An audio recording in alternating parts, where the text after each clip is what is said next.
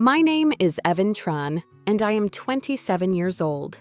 In my family, I have always been the quiet one, not because I lack ambition or opinions, but because silence has been the only shield that protected me from constant comparison. Speaking too much only invited ridicule lectures, or another reminder that I was not enough. The comparisons were relentless. My father seemed to carry an invisible scoreboard, and every one of my cousin Aiden's achievements became a stick used to measure me. When Aiden earned a promotion, my father sighed and asked why I was not more ambitious. When Aiden bought a new car, my father muttered about how I was wasting money on rent instead of building real equity.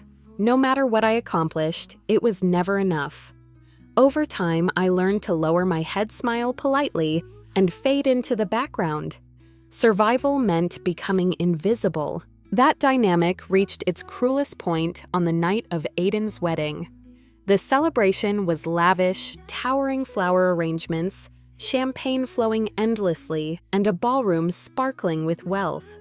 My mother had been excited for weeks, repeating how perfect everything would be. My father reminded me more than once that this was the kind of life one earned by making something of yourself. My modest promotion at work, my steady job, and even my independence in paying bills, none of it mattered. Compared to Aiden's six-figure salary and new house, I was insignificant. I nearly stayed home. The thought of sitting through another night of sly insults and sideways glances was suffocating. But my mother insisted it would be unforgivable if I missed it, so I put on my best suit, good enough, though not tailored like Aiden's, and went. At first, I thought I might escape unnoticed. I stood near the back of the hall, content to blend into the wallpaper. Guests laughed, raised glasses, and shared stories about the happy couple. For a while, I believed I could simply eat my meal, clap politely, and leave quietly. Then my father stood. He did not need to shout. His voice was sharp enough to cut through the room. Holding his champagne glass high, he smiled broadly and looked directly at Aiden. "Now this," he declared, "this is what a real son looks like." The words pierced me before I had time to react. He was not just praising Aiden, he was condemning me. He turned slightly, and every eye in the room followed his gaze to where I stood in the corner. "Not the failure sulking in the back," he added, his voice dripping with disdain. The room froze. The laughter evaporated. Guests shifted uncomfortably, caught between pretending they had not heard and acknowledging the cruelty. Aiden's bride smiled rigidly, her discomfort plain. I felt my face burn, but I forced a smile. I raised my glass slightly, pretending it was all in good humor. But it was not. It never was, not with him. Inside, I trembled, anger, shame, and humiliation flooding me all at once. Every insult I had swallowed over the years returned like a storm, the dismissals, the sneers, the constant reminders that I was not good enough.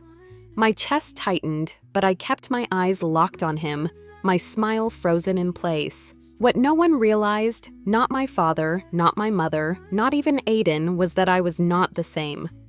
Evan they thought they could mock without consequence. I had been building something quietly, step by step, while they were too busy laughing at me to notice. The rest of the evening was no kinder. During dinner, my mother leaned across the head table, making sure her voice carried.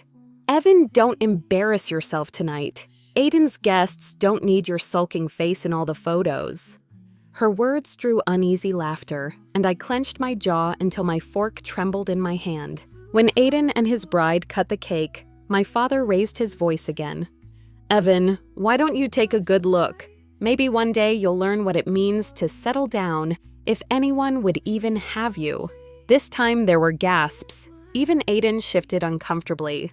I smiled again, but the cracks showed. Inside, I was burning. I stepped outside into the courtyard, string lights glowing softly overhead. The night air cooled my face, but my hands shook from the effort of holding myself together. For years, I had swallowed my pride, endured every insult, and let their voices define me. But standing under those lights, I realized something had changed. My father had not broken me. He had given me resolve. When I walked back inside, no one noticed. To them, I was still the quiet cousin sulking in the corner. But inside, something new had taken root. That night was not the end, it was the beginning. The weeks after the wedding were difficult, but charged with purpose. My father's words still echoed in my head, but instead of crushing me, they hardened into fuel. By day, I fulfilled my duties at my corporate job, the one my father had sneered at as middle management. By night, my apartment transformed into a workshop for ambition.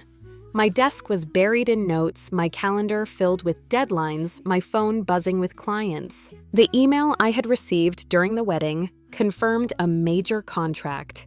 That single deal turned my freelance work into something real. Soon, another client signed, then another. 1 became 3, 3 became 5. My evenings vanished into revisions and strategy calls, my weekends into planning and execution.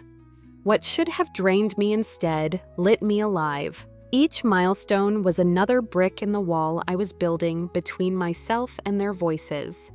Every signature on a contract whispered that I was not what they believed me to be. At work, opportunities expanded. I was promoted, asked to lead a new division, and my salary doubled. The very position my father had ridiculed suddenly carried weight. I did not announce it. I updated my title only because HR required it. I had learned that broadcasting victories too early only invited criticism. This time, I would let the results speak for themselves. Balancing 2 full-time paths was exhausting. Corporate leader by day, entrepreneur by night, I lived on coffee and determination. But whenever I considered slowing down, I remembered my father waving my profile at the wedding, sneering at my so-called mediocrity. That memory stung, but it also kept me moving. By spring, the numbers were undeniable. My side business was earning more than my full-time salary. What began as freelance work had become a company in its own right. I had clients who valued my skills, partners who respected my judgment, and projects that challenged me. Most importantly, I had built it without them outside their shadow. I ignored family gatherings. Calls went unanswered.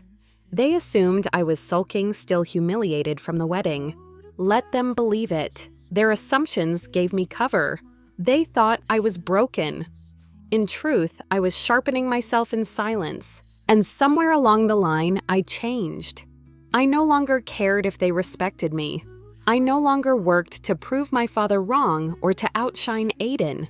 What I wanted was freedom, the independence to define myself without their approval. One evening, I stood in my new apartment downtown. It was not grand like Aiden's house, but it had tall windows and a view of the city that reminded me how far I had come. The quiet of that space was different. It was not the silence of defeat, but the silence of peace. The night of Aiden's wedding had been meant to break me. Instead, it had become the catalyst. My father's cruelty had given me the push to stop cooperating with the story they had written for me. I no longer cared if my family ever saw me as enough. For the first time in my life, I respected myself. And though they did not know it yet, the balance of power had already begun to shift. Nearly 2 years passed after that wedding, and in that time, my life changed beyond recognition. The side business I once nurtured quietly in my spare hours had grown into something substantial.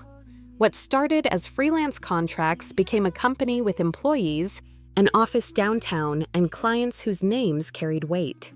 Eventually, I left my corporate job not in anger, but in certainty.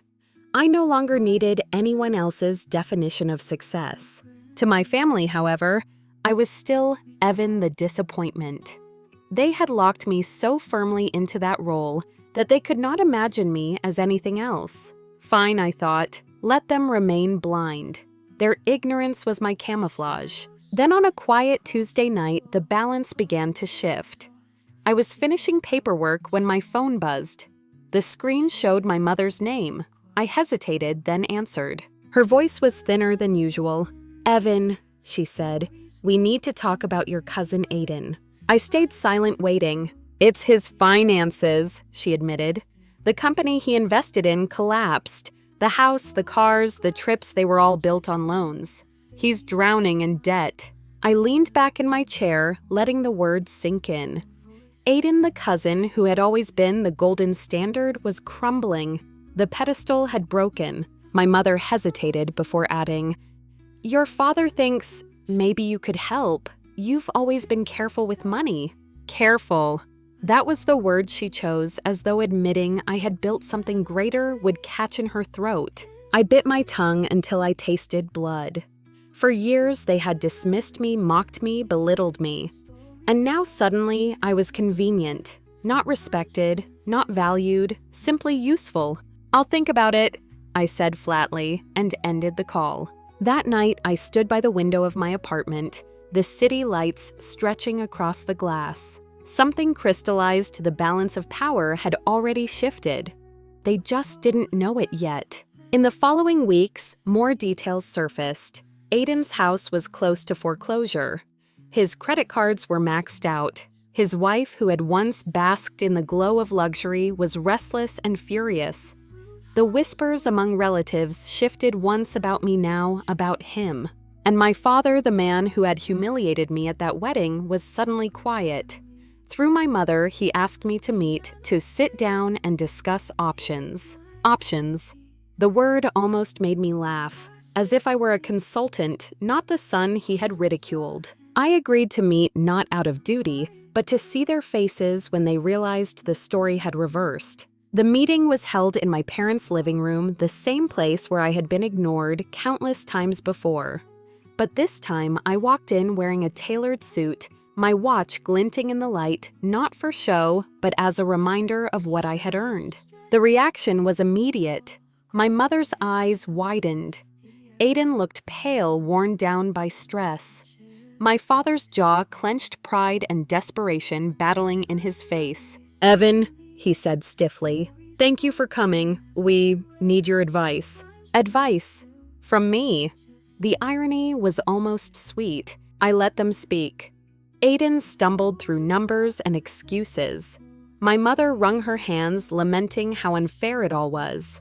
My father sat stiffly, pretending authority, even as desperation filled his eyes. I asked calm, precise questions: how much debt, what assets remained, who had co-signed. Each answer deepened their embarrassment. I took notes as though I were a banker reviewing a failed loan application. Finally, I leaned back. "So," I said evenly, "you're asking me for a bailout." The silence was sharp. My father cleared his throat. "You're in a better place now, aren't you? Evan, we've heard things. Success, money. Maybe it's time you contribute to the family." Contribute. As though I had been withholding something that belonged to them. I gave a faint smile. For years, I was the failure, the burden.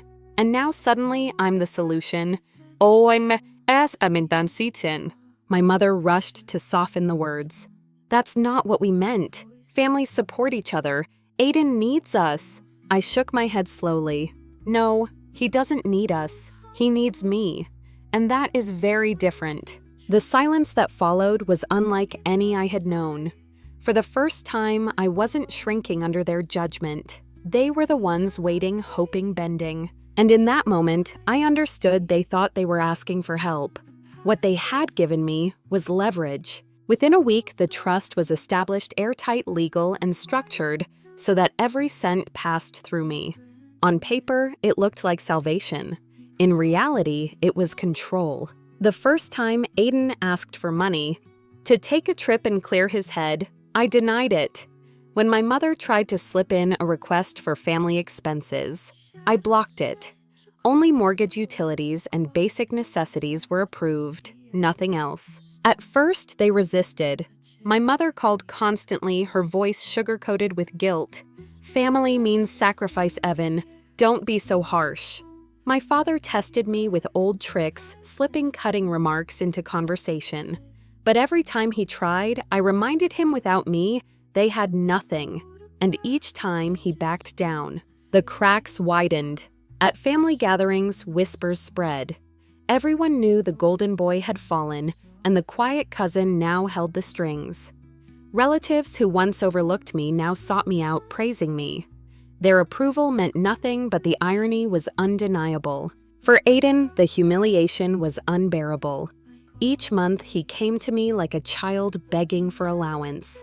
His wife, unable to live without luxury, left him within a year.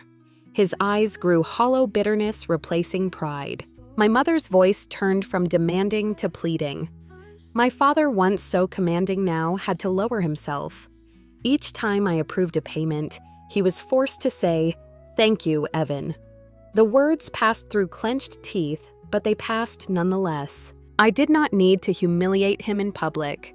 His humiliation was private, ongoing, and far more powerful. Months later, during a visit to review documents, I stood in the same spot where he had once called me a burden. I closed my briefcase, turned, and asked calmly, "Do you still think I'm not a real son?" The question hung in the air. My mother looked down. Aiden stared at the floor. My father's face paled. His jaw worked silently before he finally whispered, "No, you're the one holding this family together." I didn't smile. I didn't gloat. I simply nodded, picked up my case, and walked out. For the first time in my life, I was not the quiet one in the corner. I was not the scapegoat, the failure, the disappointment. I was the man they had underestimated until silence became my weapon. As the door shut behind me, clarity settled. Revenge does not always roar. Sometimes it whispers. Sometimes it is control, the quiet shift of power that forces those who once mocked you to bow their heads. My father once raised a glass to humiliate me in front of 100 people. Now, in his own living room, he lowered his head. And that was all I ever needed. Thank you so much for listening to today's story. If this story resonated with you or made you reflect, I'd love to hear your thoughts. So feel free to share them in the comments below. And don't forget to like, subscribe, and hit the notification bell so you won't miss the next story. I'll see you next time as we continue exploring more journeys and lessons together.